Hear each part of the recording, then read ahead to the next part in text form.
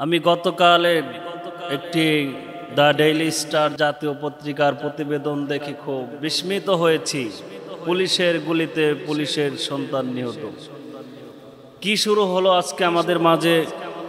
আজকে আমাদের এই জাতির কপালে কি এই লেখা ছিল? এটাই কি আমাদের হবার কথা ছিল? একজন মা, একজন বাবা, 17 বৎসরের একজন নিষ্পাপ শিশুর মতো সেই শিশুর ছবি নিয়ে ঢাকা মেডিকেল কলেজ হসপিটালের প্রতিটি ওয়ার্ডে ওয়ার্ডে ঘুরে বেড়াচ্ছেন, আর যাকেই দেখতে পাচ্ছেন তাকেই জিজ্ঞাসা করতেছেন, ছবি দেখাচ্ছেন, দেখেন এই শিশুটিকে দেখেছেন কিনা। খুঁজতে খুঁজতে এক পর্যায়ে মা বাবা চলে গেল ঢাকা মেডিকেল কলেজ হসপিটালের মর্গে। সেখানে গিয়ে দেখলেন নিথর দেহ পড়ে আছে। নিথর দেহ পড়ে আছে সেই ছেলেটি আর কেউ নয়, সেই ছেলেটি হচ্ছে তাদের সেই আদরের কলিজার টুকরা, যেই সন্তানের জন্য মা বাবা, যেই সন্তানকে সুপ্রতিষ্ঠিত করার জন্য, যেই সন্তানকে মানুষ হিসেবে সমাজের কাছে তুলে ধরার জন্য যেই অক্লান্ত পরিশ্রম আর মেহনত করে মা বাবা, তারা দেখলেন আর কেউ নয়, এই সন্তান তাদের নিজের সন্তান। এই সন্তানকে দেখে তারা অবাক হলেন। রায়েরবাগ পুলিশ লাইন্সের একজন উপপরিদর্শক, যার নাম হচ্ছেন ময়নাল হোসেন, তার সন্তানের এই বিভৎস লাশ দেখে তিনি নিথর নিস্তব্ধ হয়ে গেলেন। আর তিনি বললেন, একজন মানুষকে মারতে কতগুলো গুলির প্রয়োজন হয়। এতটাই তার বুকটা ঝাঁঝরা করা হয়েছে, এতগুলোই গুলি করা হয়েছে যে নিজের বাবা সে কথা বলতে বাধ্য হয়েছে, আর ফুপিয়ে ফুপিয়ে কান্না করতেছেন। আজকে আমার ভাইয়েরা, আমাদের নিরাপত্তা শঙ্কিত। একজন মা, অসহায় মা রাস্তায় বের হয়ে গেছে, তাকে মিডিয়ার লোকেরা প্রশ্ন করতেছেন যে আপনি এরকম কান্নাকাটি করছেন কেন? তিনি হাওমাও করে কান্না করে শুধু একটি জিনিস বোঝাচ্ছেন যে আমার সন্তান কোনো ছাত্র নয়, আমার স্বামী দুনিয়া থেকে বিদায় নিয়েছেন, আমার একমাত্র সন্তান, যেই সন্তান আমাকে অ্যালুমিনিয়াম কারখানায় কাজ করে আমার পরিবারের রিজিকের ব্যবস্থা করে, অথচ আমার সন্তানকে আজকে ধরে নেওয়া হয়েছে। একজন মা বলতেছে, আমি কি খাবো, আমি কোথায় যাব, কার কাছে যাব, আমার স্থান কোথায়? দেশ কি শুরু করেছে, দেশের মানুষ কি শুরু করেছে? এভাবে যদি নিরহ মানুষকে, যদি একটা পরিবারের একজন অভিভাবককে যদি এভাবে ধরে নিয়ে যায়, ওই পরিবারের অন্য সদস্যদের পরিস্থিতি কি হতে পারে? একবার বিবেককে প্রশ্ন করুন, একবার নিজেকে প্রশ্ন করুন। আজকে যদি আপনার পরিবার থেকে আপনাকে যদি নিরপরাধে বিনা কারণে যদি আপনাকে ধরে নিয়ে যাওয়া হয়, আপনাকে জেল জুলুম করা হয়, আপনাকে ঘুম করে দেওয়া হয়, আপনাকে যদি আজকে এক স্থান থেকে অন্য স্থানে আপনাকে যদি দীর্ঘ দিনের জন্য কারাবাস দেওয়া হয়, আপনার সেই পরিবেশের, আপনার সেই পরিবারের কি অবস্থাটা হবে? একবার শুধু ভেবে দেখুন। আমি মাননীয় প্রধানমন্ত্রীকে আহ্বান করতে চাই, অত্যন্ত দুঃখের সাথে আপনাকে বলতে চাই, আজকে একজন সন্তান সে তার মায়ের ঔষধ আনতে বাহিরে যেতে পারবে না, একজন বাবা তার সন্তানের জন্য খাবার আনতে দোকানে যেতে পারবে না, মার্কেটে যেতে পারবে না, একজন মা তার সন্তানের জন্য খাবার আনতে দোকানে যেতে পারবে না। আজকে আমাদের নিরাপদ এতটা শঙ্কিত হলো কেন? এভাবে পরিবারের একজন নিরহ মানুষকে ধরে তাকে কারারুদ্ধ করার চাইতে আপনি বলুন, আমাদের জন্য, সারা বাংলাদেশের জন্য, বাংলাদেশের আপামর জনতার জন্য, আপনি নিরহ মানুষদের জন্য আপনি সেফ জোন তৈরি করুন। যেই সেফ জোনে আমরা আমাদের পরিবার নিয়ে, আমরা আমাদের সকল সদস্যদেরকে নিয়ে সেই সেফ জোনে আমরা বসবাস করি, যেন আমাদের উপরে আর এই আকসীম বিপদ, আমাদের পরিবারের উপর যেন এই আকসীম বিপদ যেন আমাদেরকে গ্রাস করতে না পারে। কথা কোন ঠিক কিনা? কিন্তু মনে রাখবেন মুসলমানেরা, আমার ভাইয়েরা, আল্লাহ রাব্বুল আলামিন বহু আগেই সুস্পষ্ট করে দিয়েছেন, বান্দারে, দুনিয়ার কোন প্রশাসন দিয়ে, দুনিয়ার কোন আইন প্রয়োগ করে, দুনিয়ার কোন প্রশাসন দিয়ে মানুষকে কন্ট্রোল করা সম্ভব হবে না যদি মানুষ আল্লাহকে ভয় না করেন। আজকে যদি অন্ধকার দিবালকে আপনি যেই কাজ করেন না কেন, আল্লাহ তাআলা বহু আগেই বলে দিয়েছেন, মা ইউসিরুনা ওয়া মা ইউলিনুন, আপনি যা কিছু গোপনে করবেন, যা কিছু প্রকাশ্যে করবেন, সব কিছু জানেন কে? এজন্য আমার ভাইয়েরা, গোপন নেই, আল্লাহ তো সেই আল্লাহ, হুয়াল আউয়াল ওয়াল আখির ওয়াজ যাহির ওয়াল বাতিন।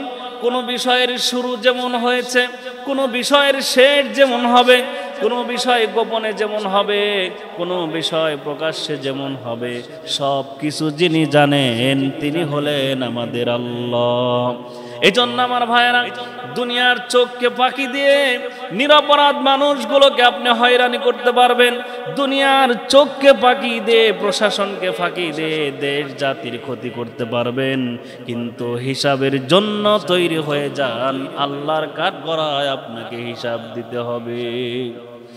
আল্লাহ তাআলা কোরআনে বলেন, ইয়াউমা ইযিন তুহাদ্দিসু আখবারহা, যেই দিন পৃথিবীর ভূগর্ভ যা কিছু রয়েছে সব কিছুকে আল্লাহ তাআলার কাছে ওপেন করে দেওয়া হবে। যেই দিন দুনিয়ার মধ্যে যা কিছু ঘটেছে, কেউ যেটা দেখে নাই আল্লাহ দেখেছেন, কেউ যেটা শোনে নাই আল্লাহ শুনেছেন, সব কিছু জমিন আল্লাহ তাআলার কাছে হাজির করে দিবেন। আর সেই দিন কোথায় পালাবে? সেই দিন পালানোর কোনো সুযোগ থাকবে না। আজকে আল্লাহ তাআলা দুনিয়াতে রহমান এবং রহিমের কারণে, সাত্তার গাফফার হওয়ার কারণে আল্লাহ তাআলা আপনাকে আমাকে যেই দয়া করেছেন, যেই নিরাপত্তা দান করেছেন, খোদার কসম সেই আল্লাহ তাআলা কিয়ামতের দিন আবার নিজের ভাবমূর্তিকে এভাবে প্রকাশ করবেন, লিল্লাহিল ওয়াহিদিল কাহ্হার। সেই দিন আল্লাহ রহমান পরিচয় দেবে না, রহিম পরিচয় দেবে না, সেই দিন আল্লাহ তাআলা সাত্তার গাফফার পরিচয় দেবে না, সেই দিন আল্লাহ তাআলা নিজের পরিচয় দেবেন স্বৈরাচারদের জন্য তিনি হবেন কাহ্হার। তার চাইতে কঠিন আর কেউ হতে পারবে না। আল্লাহ সমস্ত দয়ার দরজা বন্ধ করে এই জালেম সম্প্রদায়দের উপর আল্লাহ তাআলা অন্যায় অবিচারকারীদের উপরে সেদিন সবচাইতে কঠিন হয়ে বলবেন, আইনাল মাফার, পালাবে কোথায়? আজকে আমার চাইতে শক্ত হাতে কেউ প্রতিহত করতে পারবে না। এই জন্য আমার ভাইয়েরা, আসুন বসুন, নিজের দিলের কথা অন্তরের কথা প্রকাশ করুন। আমরা এই সংঘাত চাই না। আমরা আজকে আন্দোলনের নামে একদিক থেকে এরকম নাটক দেখতে চাই না।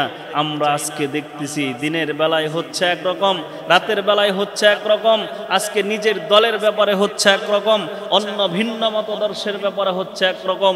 এখান থেকে ফিরে আসুন। আজকে কেউ বলতেছেন আমরা জাতিকে সংরক্ষণ করার জন্য আমরা আকাশ থেকে হেলিকপ্টার দিয়ে আমরা পানি দিয়েছি, বিবস্ব অগ্নিসংযোগ জায়গাতে পানি দিয়েছি। অন্যদিকে আজকে বিভিন্ন মিডিয়া প্রমাণ করতেছেন যে হেলিকপ্টার দিয়ে শুধু পানি দেওয়া হচ্ছে এমন নয়, হেলিকপ্টার দিয়ে জাতির উপর গুলি বর্ষণ করা হচ্ছে। বলেন নাউজুবিল্লাহ। আজকে কোথায় যাব আমরা? আমরা এরকম নাটক দেখতে চাই না।